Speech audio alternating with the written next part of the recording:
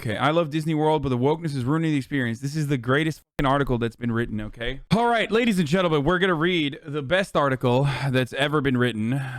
Maybe not of all time, but definitely in recent times, okay? I love Disney World, but wokeness is ruining the experience. Commentary on the Orlando Sentinel by this guy. I feel like Disney adults literally cannot help themselves. Like, they just constantly make it so that it's impossible not to bully them. I love Disney World, but wokeness is ruining the experience. Okay, first of all, it's a children's place. Like, what? There is no, like, it's not supposed to be, like, even PG-13. Okay, it's for babies. My family and I have been loyal Disney customers for decades. We vacation to Disney World every year. We take a Disney cruise every year or two. Consequently, we spend way too much money in Orlando. Unfortunately, I am strongly rethinking our commitment to Disney and thus Orlando. Okay. You have lost a loyal customer, sir. The more Disney moves away from the values and vision of Walt Disney. Wait, I'm sorry. What does he mean by this? What values is he talking about, dude? Why is there not more anti-Semitism and racism and also union busting in Disney? The less Disney World means to me. Disney is forgetting that guest immersion is at the core of their business model. This is a roleplay frog, dude. It's like, this guy is backseating Disney in the worst way, dude. Okay.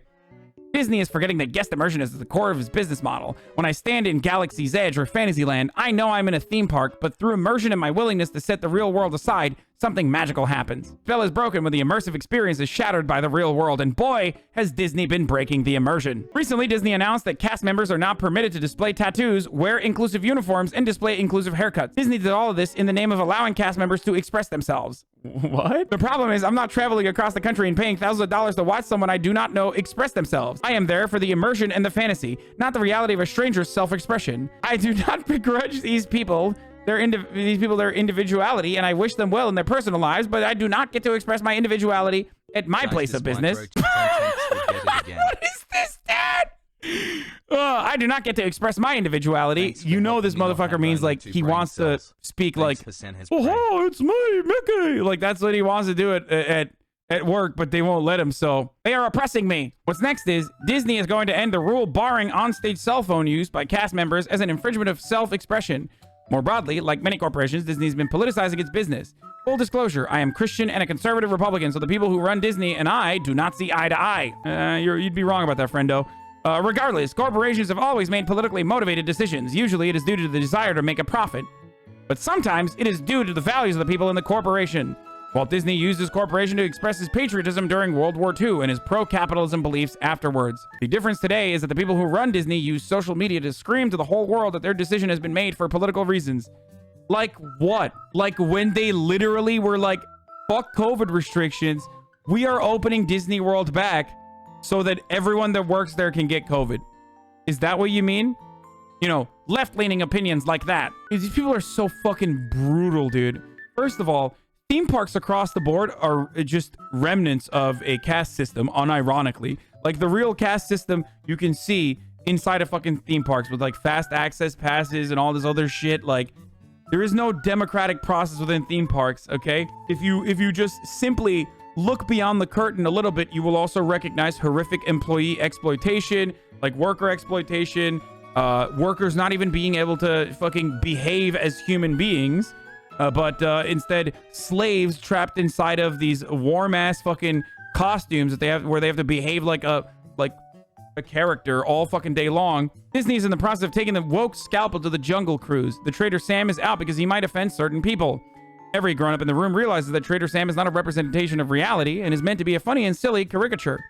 It is no more based in racism than every Disney caricature of an out-of-touch white American dad. Wait, first of all, brother, wait, what is Trader Sam? Okay, this is... I didn't even know Disney had this. Yeah. Why can't we still see remnants of colonialist interpretations of black and brown people? When I go to Disney, I want to see that. I'm sick and tired of this. Okay. The next time I run Jungle Cruise, I will not be thinking about the gloriously entertaining puns of the skippers. I will be thinking about Disney's political agenda. That's a mood killer. Disney proclaims that Splash Mountain must change because of its association with Song of the South. Disney owns Splash Mountain, so it can do what it wants. But if Disney screams at the top of its corporate voice, which is pretty loud, it is changing it to appease a certain political point of view. Now every time when I look at the ride, I am thinking about politics. This is the best conservative article ever written, because conservatism is this. This is what conservatism is. You understand? Like, it's about feeling as though like a mega corporation making a calculated capitalist financial decision to, I don't know, be as like marketable to as many people as possible is personally ruining this person's life. Okay, like you are desperately seeking out grievances where no such grievances should exist. So what is it? Song of the South? What the fuck? What is that? I don't even know what that is, But the worst one of all has been locked in the Disney vault for 30 years. The Song of the South takes place on a plantation in Georgia in the 1800s where African Americans and Caucasians live in blissful harmony.